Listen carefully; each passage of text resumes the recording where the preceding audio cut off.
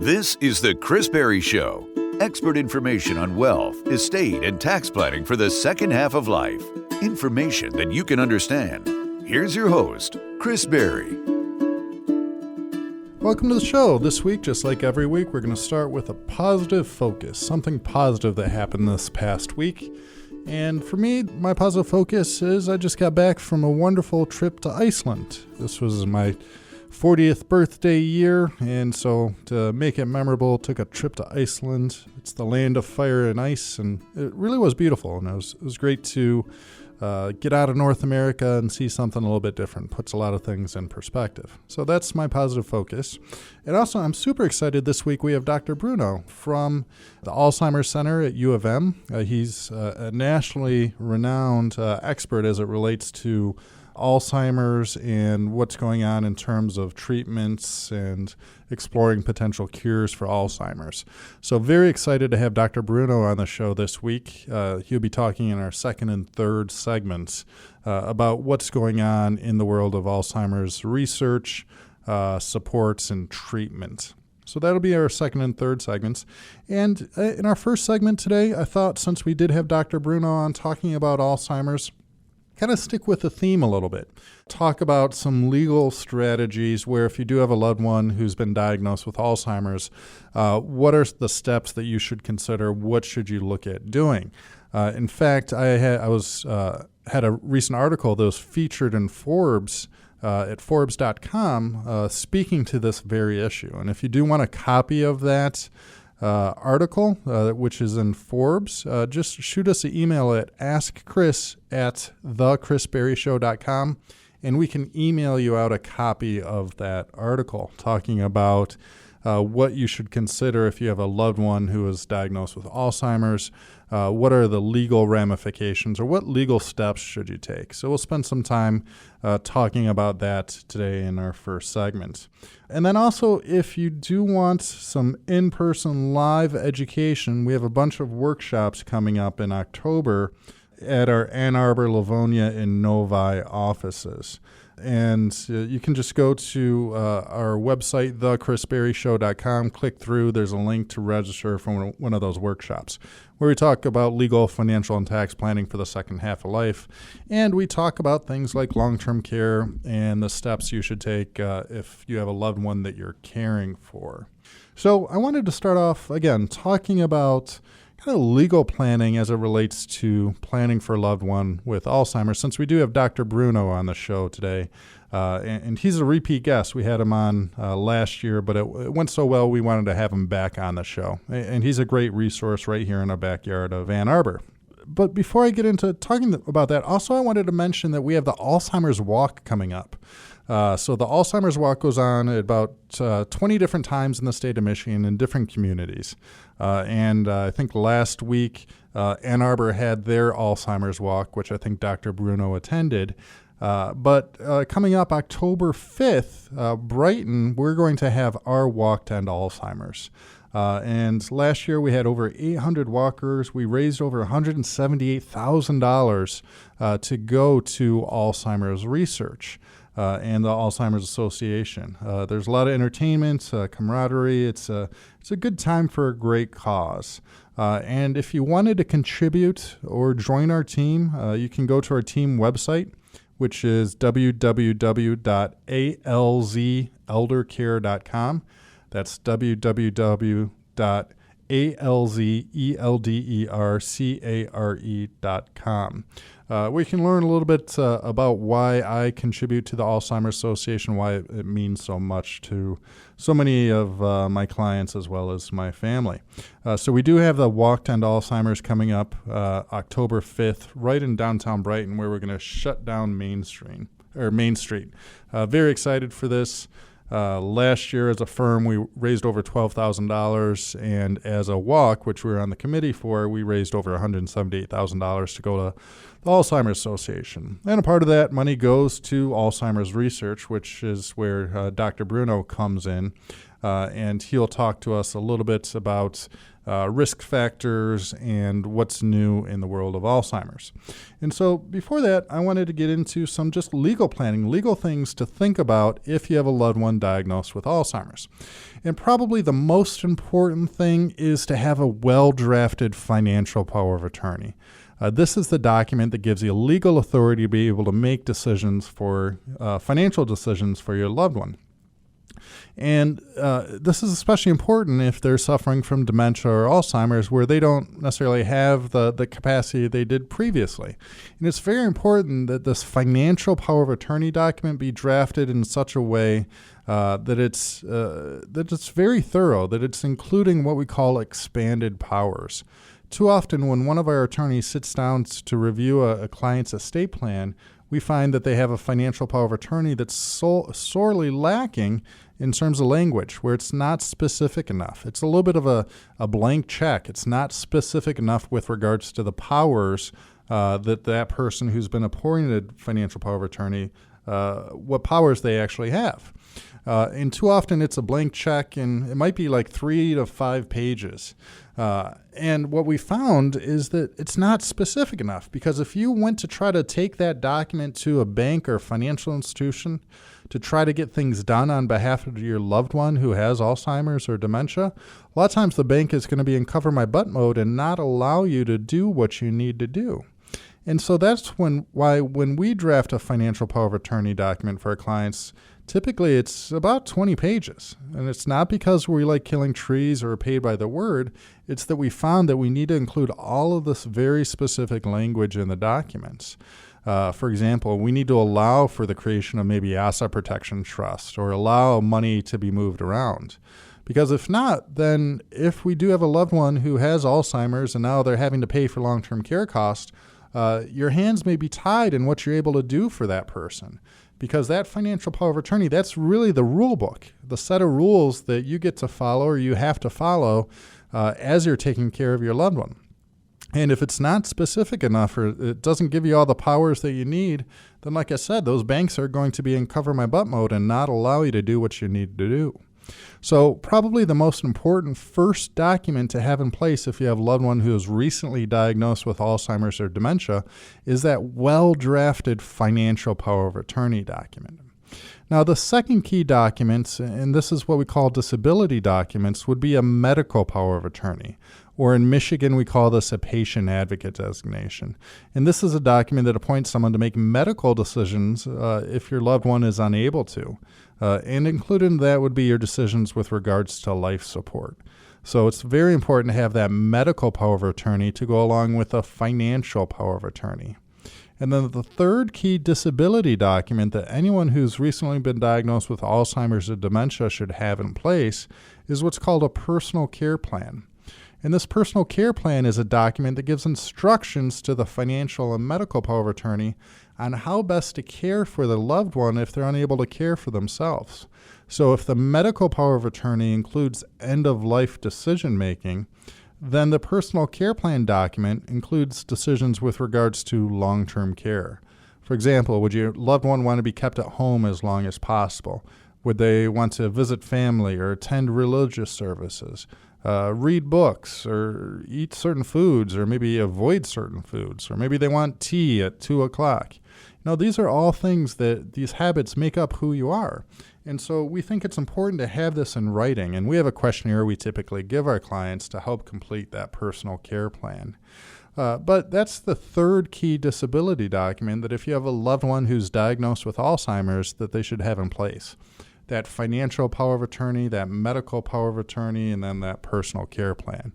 It won't certainly cure Alzheimer's or dementia or anything like that, but having these key documents in place will make the job of caring for a loved one so much easier. And in fact, I was sitting down with a client last week, and we were updating her plan for her mom. Her mom's 88, has dementia and Alzheimer's at this point.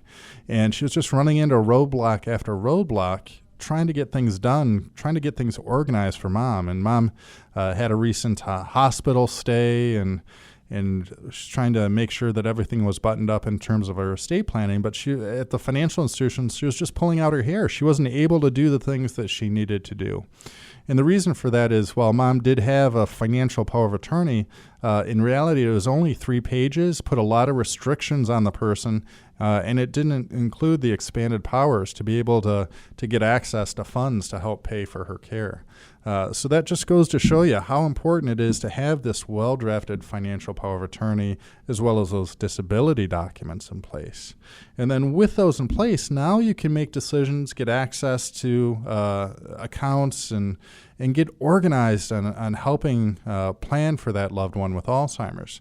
And then the next step is to come up with a plan, because now, or at least at some point in the future, we might need to start paying for long-term care, where we can't just rely on a spouse potentially as a caregiver or kids. We might have to look at private duty home care or assisted living with memory care, or even nursing home care. And I know we don't want to think that we're going to go down that route, but having done this for 15 years, one of the things we see is what we call the elder care continuum, of people start out relatively healthy, and then as they age or they're diagnosed with Alzheimer's or dementia or any other type of chronic illness or disease, they might need more and more help, or even just the frailties of aging.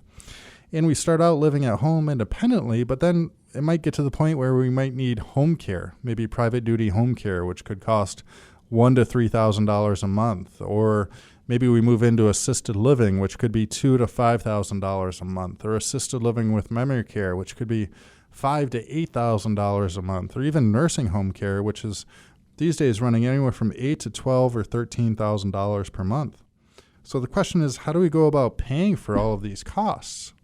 And really, we only have 6 ways to pay for long-term care. We can private pay. We can pay out of our own funds. We can have the kids pay. Now, a lot of times they don't pay financially, but they pay in terms of their time.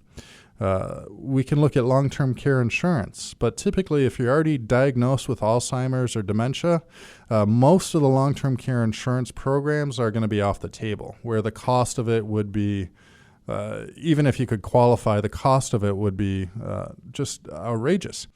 But that said, there are some strategies available to pay for long-term care, even if you already have an Alzheimer's or dementia diagnosis. So we have both a legal strategy as well as a financial strategy that's available to us. The legal strategy would be relying on a governmental program called Medicaid, which can help pay for nursing home care.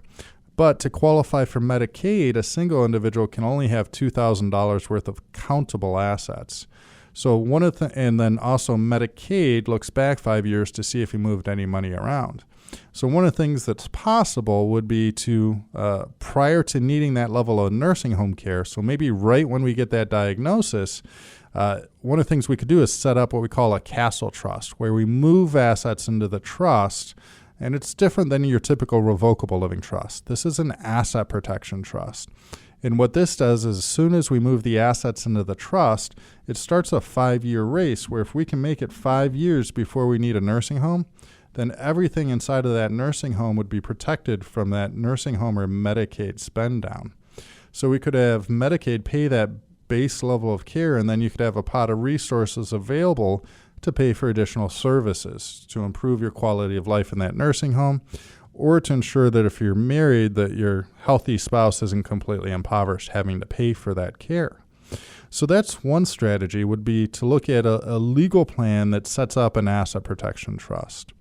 Another route to go would be to look at financial tools or financial investment tools that can build in some leverage for long-term care. For example, one of the things that's available is a product where we can basically guarantee income for life. So let's say we take, and I'm just making up numbers, $300,000. Now that might be $25,000 a year of income guaranteed for the rest of your life.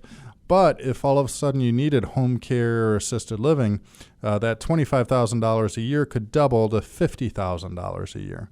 And this is something that could be available all without any type of underwriting. So even if you had an Alzheimer's diagnosis, it's one of the strategies that would be available to you.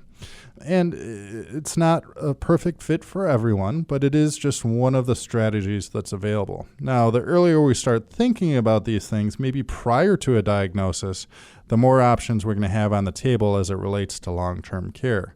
But there are options available even if you already have an Alzheimer's diagnosis.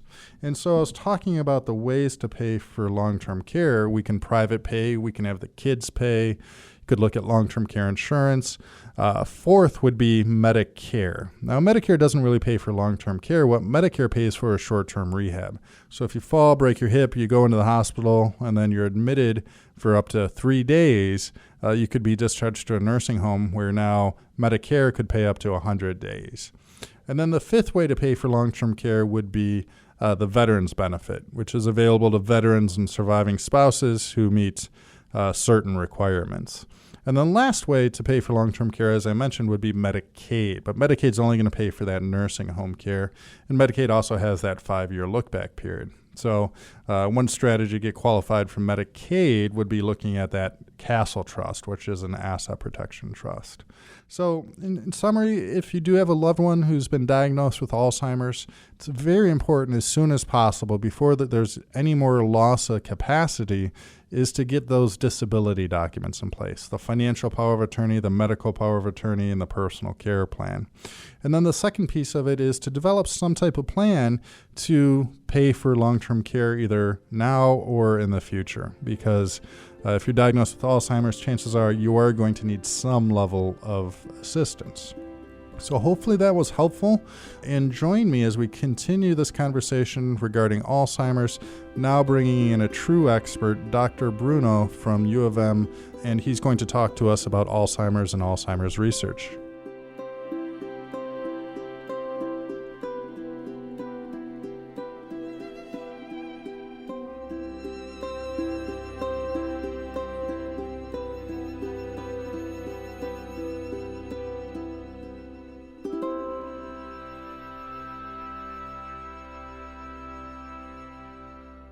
If you or a loved one is facing long-term care costs, make sure you talk with certified elder law attorney Chris Berry from the Elder Care Firm, like Kevin Prokop did. My mother, who's like 90 years old, she needed to qualify for Medicaid insurance. I thought it was a good idea to hire a professional to help us go through that process. And that's why we hired the Elder Care Firm. I would recommend them. They're very patient in this delicate situation, dealing with an elderly parent who might not understand what's going on completely. And they were very patient with us and kind, and I would definitely recommend them. Hello, I'm attorney Chris Berry. I can help you develop the best plan possible. Call 810-214-3800 to schedule a free 15-minute phone consultation or to reserve your seat at our next workshop. The Elder Care Firm is here to help you and your family find solutions. Visit theeldercarefirm.com today or call 810-214-3800. Very excited. We have Dr. Bruno on the show today. How you doing, Doctor? I'm doing well, thanks. Wonderful. And so today we're going to talk a little bit about Alzheimer's disease. But before we do that, if you could tell me a little bit about your background and your role with the center. Sure. So I'm a clinical neuropsychologist. I work with behavioral and psychological features associated with changes in the brain. I am the Alzheimer's Center's associate director. So I'm involved in different aspects with the administrative core that sort of directs our center, as well as I'm in the clinical core that is involved in the diagnosis and sort of research directions for participants who are in. We also have some other cores associated with the center, like the neuropathology core that looks at autopsies, the data core that collects data and organizes it, the neuropathology. We have the outreach core, I think I mentioned. We have the very important research education corps, which really is out there sort of educating the newest youngest research investigators about the importance of Alzheimer's disease and things. Then the one other thing I interact in that way because of the center. I interact with the Alzheimer's Association, so I'm a member of the board and a past chair for our local chapter of the Alzheimer's Association. And so, what drew you to this area of practice? What really drew me was part. In many ways, was my parents. My mother worked in the sort of higher levels in Washington, D.C. when we lived there in the Veterans Administration. And she was very interested in issues in aging and things like that. And she got me really sort of interested in that when I was in graduate school. And then she actually developed Alzheimer's. And my father also developed a dementia. So that sort of emphasized and continued my work and sort of kept me in close contact with the Alzheimer's Association. And then over a number of years, our center was able to develop one of these 32 Alzheimer's centers across the country. Cleveland just became a new center. So there are these 32 kind of key centers of excellence across the nation. We were the only one, but somebody sort of copied us on being a center that links across the state.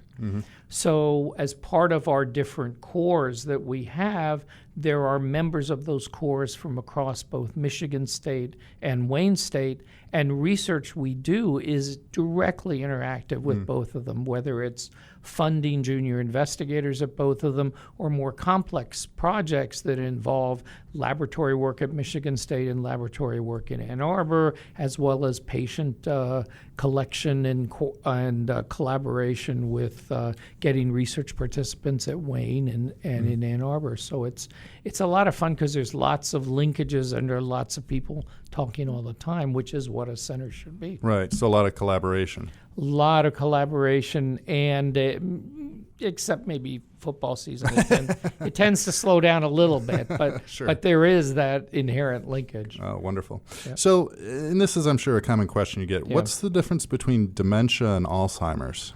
It is a common question because so what they say is dementia is like the umbrella. Dementia is any decline in cognition that occurs as we get older that's sort of linked to a neurologic disease. So by far the largest neurological disorder under that umbrella is Alzheimer's disease. And you get, some folks say 60, 70, 80% of individuals under that umbrella have Alzheimer's disease. Another important component to think about another disorder is vascular disease, but we know there's a lot of interaction between Alzheimer's and vascular disease. There's frontal temporal dementia, which has been getting a lot more interest lately. There have been more cases, more people talking about this disease, which often strikes people earlier in life than does Alzheimer's. So, and often can have behavioral components, so it stands out as a real problem. And then there's Lewy body disease, which we are one of the Lewy body centers of excellence, which are specifically doing research and involved in our support groups across the state on Lewy body disease, which is a disorder associated with Parkinson's disease as well. So again, Alzheimer's is still the key to all this because it's really the largest group. Sure. And we also know, like, for example, the center director, Hank Paulson's research is on the idea of proteins folding in odd ways. What is the way that each of these disorders actually are all linked? So if we can find key features of one disorder and solve that, it may affect all the others. Okay. And so where does the name Alzheimer's come from? So it turns out there really was a Dr. Alzheimer's. Okay. Back then, if you found a disease, you got to name it. But he didn't find anything new and different. There's always been Alzheimer's disease. But he was a psychiatrist, and over 100 years ago, everybody was called, ended up being psychiatrist, neurologist, and so forth. He was working in a psychiatric hospital, and he met this lady by the name of Auguste Dieter, and she didn't look like the other patients. She would start to write, if you asked her to write a sentence, she would write a few words of that sentence and then forget what you were saying.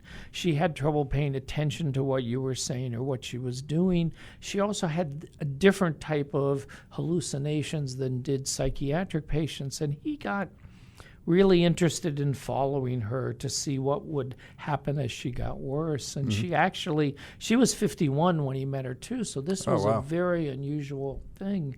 And he followed her till she was 55 when she died. And because he also was a neuropathologist, he looked at her brain and he found these kind of characteristic signs of Alzheimer's disease, these things called plaques and tangles. And he really identified those early on. And there was a lot of interest in this. A lot of Kreplin, another psychiatrist, got very involved and said, "Aha, you've found a disorder nobody had seen before in young individuals." And so, to go on to another point you might ask, but it's important.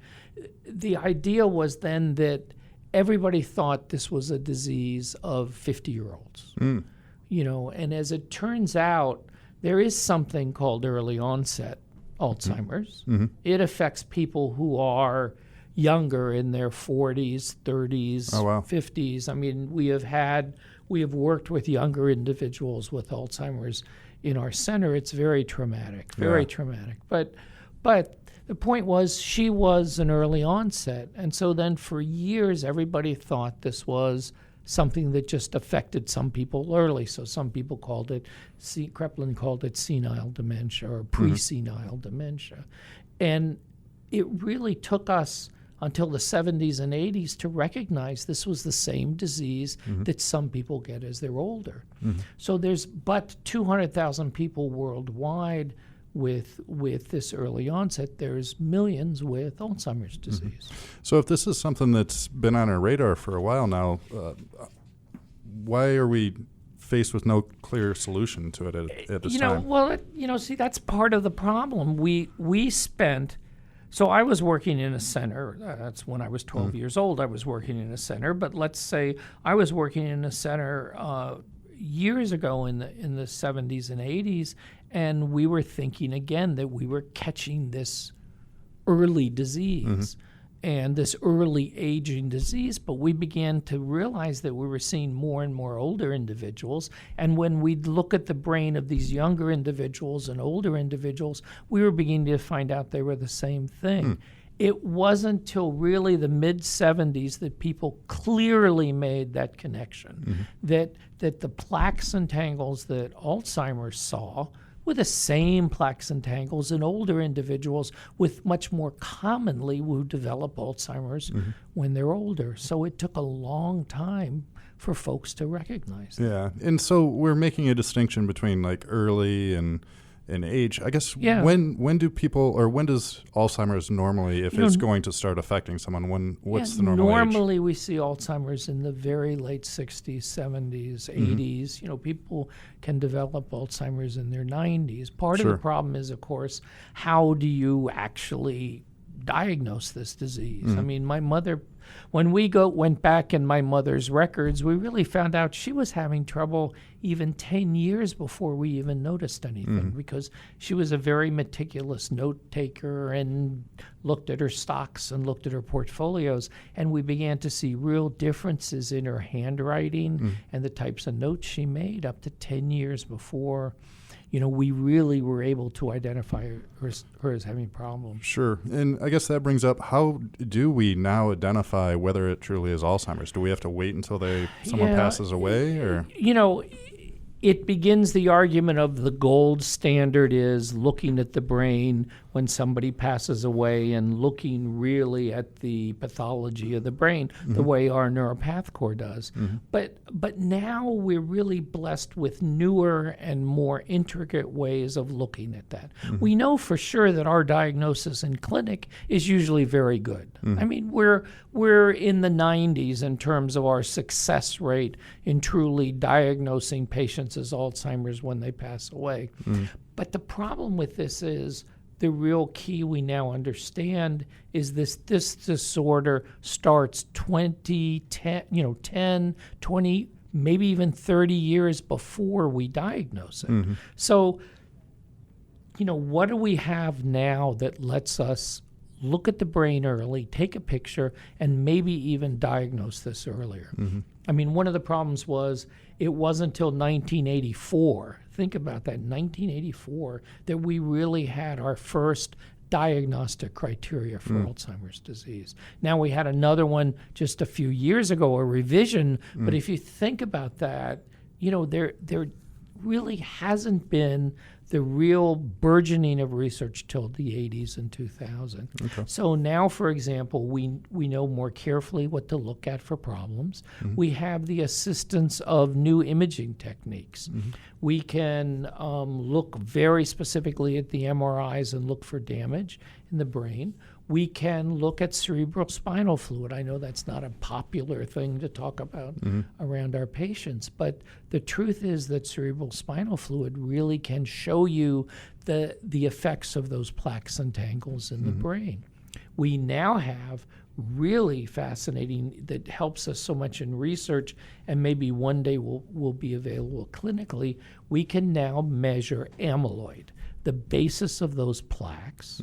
We can measure that with PET imaging, and we can measure tau, the tangles, the other characteristic aspect that Alzheimer's found, and we found since then. We can now measure that with scanners.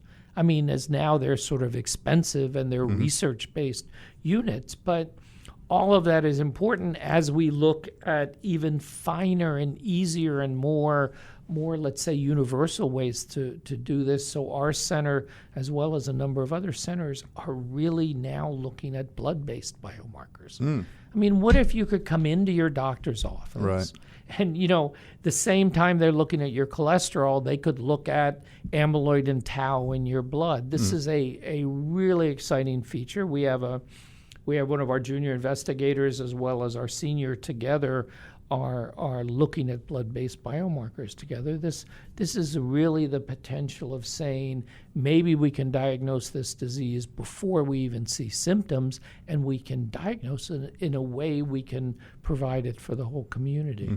And so let's say that we do have this diagnosis. What then could an individual do with that diagnosis? Is there changes they could make? Sure. There are a number of things going on about that. For example, when if we were able, let's say, to diagnose folks early on, right when those plaques were forming, we might be able to get rid of those plaques before we even see symptoms of Alzheimer's. As a matter of fact, there are a set of key studies going on across the country, one of which we were part of, the A4 study, which are called the prevention trials. So these are actually research trials that are saying, look, we understand these plaques and tangles form. Let's try and sort of readdress these plaques before they can even appear, because we know it's probably the plaques first that somehow engage these tangles, and tau is related to tangles and amyloid to plaques. So the idea is maybe this will give us an early diagnosis. So it's very exciting, because if we could tell people early on that they may have this disease, we can make an impact. We know, for example, that we can reduce risk through a number of things that folks can do themselves in the community. So let's say we don't have a pill yet for this that holds on. We have pills that relate to symptoms, but look, right now we can tell people for a fact that if you do certain things, even if you have dementia, we know it improves. If we do certain things in your life, you can significantly reduce your risk. Wonderful.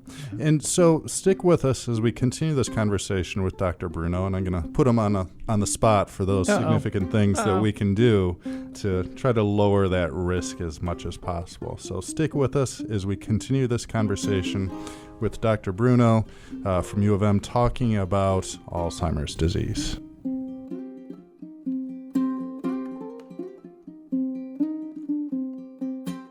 If you or a loved one is in need of estate planning, make sure you talk with certified elder law attorney Chris Berry from the Elder Care Firm, like Don and Deb Milner did from Heartland. We worked all our lives for retirements and pensions and everything. And if you don't pay attention, somebody will become ill and you'll lose everything that you have to the illness. And then when one of you closes your eyes and leaves, the other one goes, I'm standing here bankrupt, broke, and I'm in my 80s. What do I do? You can prepare for dying in estate planning, but what happens if you live and you have to sustain yourself, in a nursing home or an extended care facility and those kinds of things? So if you don't plan for that, you're going to end up in a really different place. I guess from my perspective, I would recommend Chris to anybody. He and his staff treat us like family, not just somebody that I'm paying to take care of my estate. Hello, I'm attorney Chris Berry. I can help you develop the best plan possible. The Elder Care Firm is here to help you and your family find solutions. To schedule a consultation or sign up for a workshop, visit theeldercarefirm.com today or call 810-214-3800.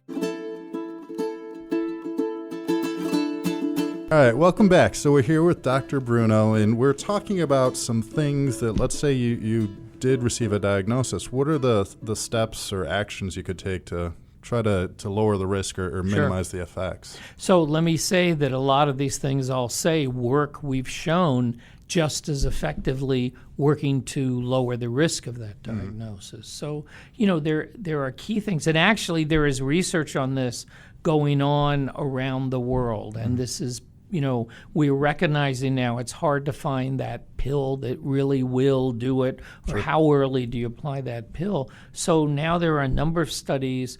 These are called prevention trials. I'll get back to what you do now, but I would tell you that everything you do to lower your risk or potentially prevent this disease is really going to be a help. So across the world, there are studies called pointer or finger going on that have key components that are unique in each one. And this relates to research that the Alzheimer's Association has really promoted, these finger and pointer trials, to look at these key components, what can everybody do, lower their risk, or if they have the disease, what they could do to perhaps slow the progression.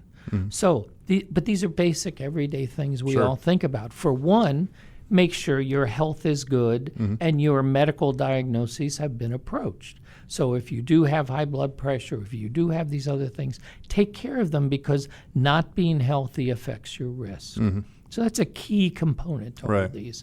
Another component is moving, walking, exercising, staying active physically is a real key component to this work. And we know now that one of the things that helps, for example, is even potential this idea of, if you exercise, if you do these things, if you also stay cognitively active and socially active, keep these things going. In animal studies and in some human studies, there's even been a suggestion that cells may regenerate, other things, other aspects of the brain may stay involved and get re-involved in keeping cognition there. So you medically take care of yourself. You eat the right foods. That's another important one. You exercise physically. You stay active cognitively and socially. I mean, these are key components, and these are all being studied around the world now. People are saying, okay, look, what can we do in our country, in England, in Singapore, in other areas? What can we do, since we know these are key components are important? How can we start them in early middle age, even before, and how can we do them after the diagnosis starts, and we perhaps can show a definite difference? And let me single out one piece of that. And what about foods? You mentioned foods. Are there foods that are kind of good for this, or foods you should avoid? I hate to admit it, but fried chicken isn't high on the list of foods. Man. Yeah, I know. Believe me. But look, the key to eating, part of it is moderation. Part of it is eating effectively. So we know, for example, that the Mediterranean diet is is a diet, and actually they've now doing research where they've added DASH diet, which is sort of the salt-free, the low-salt diet. They've added that to the Mediterranean diet, and it sort of says, look, you have to less meat, more vegetables, grains, those things, using olive oil rather than other things. Some of these things are real keys because we've seen that in Mediterranean countries this has an effect of lowering risk, and we now know we may need to follow this. So we know individuals who followed. Now there was research at the recent Alzheimer's Association International Conference showing that if you're doing both diets and you're adhering to these diets, it really potentially significantly can lower the risk. So again, healthy eating is key. Now, is there anything, and I've seen this in maybe some of the articles, but you got to be careful what you read online, of course. Sure. But they've talked about like a link between kind of like your gut microbiome. That's one of the keys. I mean, I have some friends who do research in that area who have been trying to tell me that the gut, has been directing the brain for years, and I've always denied it. But now there is much more recognition about gut-based problems, sort of the microbiome of the gut and its influence in the brain. Even there was a study that got a lot of attention looking at a type of gum disease that produces a certain type of bacteria that actually is found in a high percentage of patients with Alzheimer's. Again, this idea that gut-based bacteria or other things may also be associated, but that we can also then potentially apply similar approaches. But all these things about the gut, all these things about way we eat together are all clearly interlinked. And I think for years, researchers, particularly in this country, were looking for the magic pill or the magic amyloid sort of process to attack. And what we're beginning to understand is that maybe that works with those younger patients, those early onset patients. Maybe there is a magic pill that can help them, and we're looking at that. But in the end, most of us are a little bit older, and we have all sorts of things going on, and we need to approach all those sorts of things. If you have something called the metabolic syndrome, high cholesterol, high blood pressure, those kind of unique diabetic syndrome, that unique sort of cluster of symptoms, we know you're at higher risk for Alzheimer's if you don't deal with those medically. Now there was brand new research that came out a year ago at the Alzheimer's Association meeting on hearing and the actual impact of not taking care of hearing in early middle age, that there was a linkage between hearing loss and poorly improved hearing and risk of Alzheimer's. As a matter of fact, that seemed to prove more of the risk than did some genetic components like ApoE4 and things everybody talks about. So I have to admit that this past year, the vision people came back and said, "Hey, don't forget, it's us too. Everyone wants a piece of it." Yeah, it's not all those hearing people. But the point was, what came out this year is, yes, hearing is linked, vision is linked, but also some of this could be the clustering of things. So if we have both hearing and visual problems, we're really at risk for the disease. So, I mean, whether that's because of socially the person withdraws and loses that social impact, maybe they don't eat as well, maybe they don't keep their mind as engaged, that could be one thing. There also could be some direct brain sort of linkages that we're trying to look at. Okay. Good. So now I know you attended a AAIC conference. Can you tell me what was going on at that conference? Sure. So the AAIC conference is the Alzheimer's Association International Conference. So this is a unique place. The association has developed this conference over a long number of years, and what it actually used to be every other year, and then it got so popular and people were really got together so much they sort of demanded it be yearly. So every year you get 5,500, even close to 6,000 researchers who just do Alzheimer's research. So unlike, say, getting together, the neurology researchers, the gut researchers, the whatever researchers, this is actually saying, let's take a disease, and everybody involved in this disease gets together and talks about it. So you have researchers from all different areas of scientific research who get together and look at one disease. It's unique. And so it sort of if you're looking for some of the kind of earliest changes or earliest info, they come out at this conference. And so any big takeaways from the conference? Anything, any new? I mean, in my sum as one of the little folks down there, listening to these things, I had to give a talk as well. But if you look at all these things going on, in truth, we don't have that magic pill yet. Right. And actually, Pfizer Pharmaceuticals 2 years ago or so got out of this area of work. Oh, wow. Two of the largest research studies of two of the largest compounds by SI, Roche, and different drug companies were dropped right before the conference because they were saying that their research studies in mild to moderate Alzheimer's disease weren't making a difference. So part of the tenor of the meeting was a little bit quiet because of that. But then again, that held the concern that this is a more complex illness. Let's all admit we recognize that, which we all do now, and let's look at these other features. So there was a lot more interest now in what can we do to reduce risk early on. How can we look at those key components I talked to you about eating and exercise and things? How can we bring them on early and try and reduce that risk? At the same way, how can we find new ways to help individuals who do have Alzheimer's? So the takeaway was there's lots of hope in the future. Also, this meant that because of perhaps, we know the importance of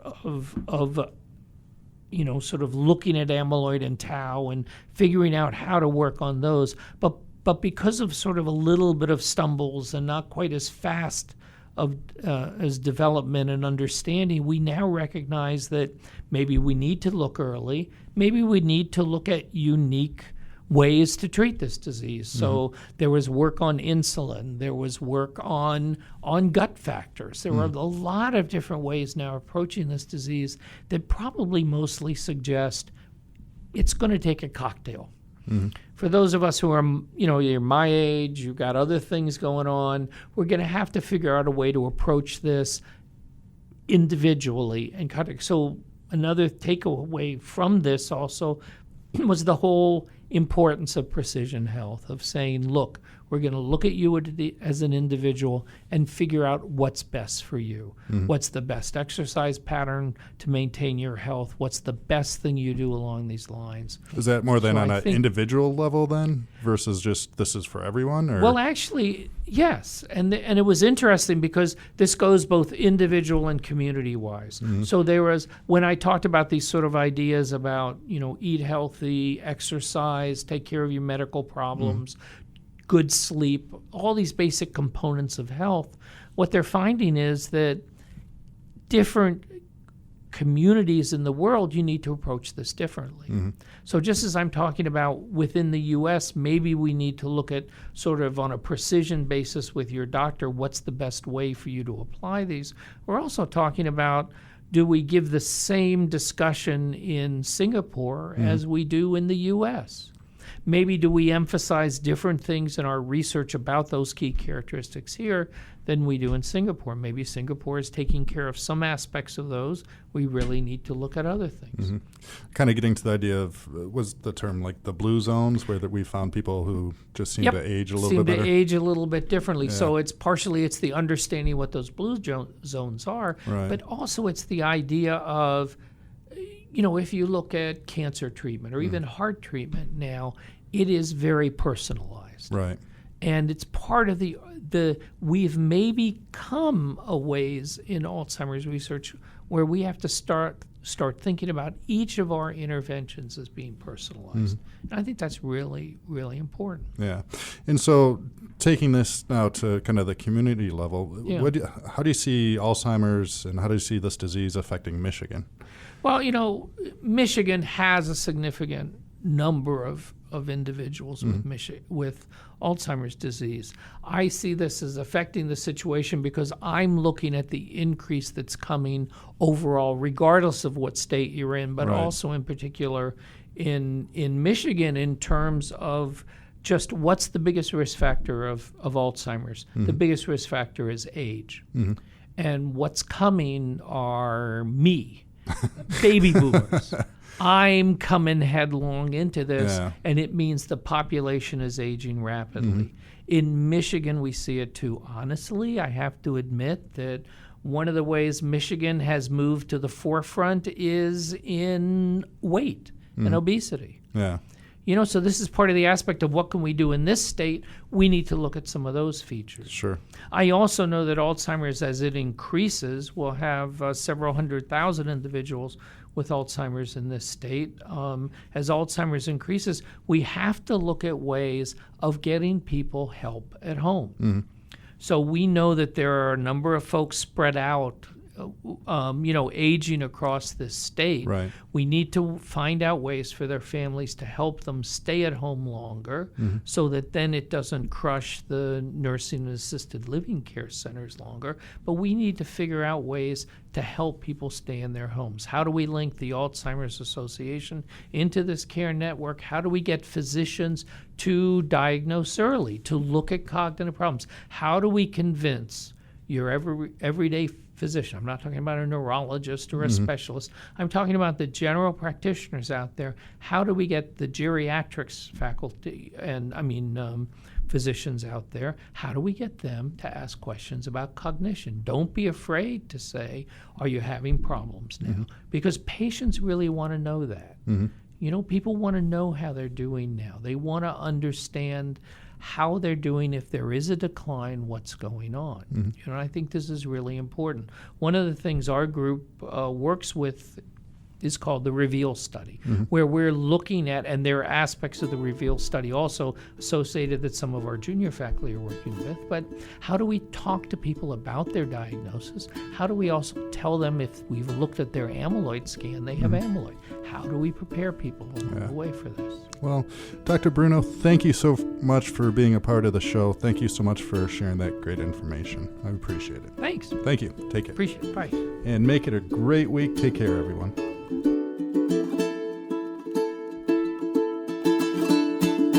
Learn more about Chris Berry and how he can help your family by visiting online at thechrisberryshow.com. That's thechrisberryshow.com. You can also call Chris Berry at 810-355-2584. That's 810-355-2584. This program content reflects the opinions of Chris Berry and his guests, not the elder care firm, AE Wealth Management, or the CJ Berry Group, and is subject to change at any time without notice. Content provided herein is for informational purposes only and should not be used or construed as investment or legal advice or a recommendation regarding the purchase or sale of any security or to follow any legal or tax strategy. There's no guarantee that the strategist's statements, opinions, or forecasts provided herein will prove to be correct. Past performance is not a guarantee of future results. Indices are not available for direct investment. Any investor who attempts to mimic the performance of an index would incur fees and expenses which would reduce returns. All investing involves risk, including the potential for loss of principal. There's no guarantee that any investment plan or strategy will be successful. We recommend that you consult with a professional dedicated to your needs. This program is furnished by the Elder Care Firm.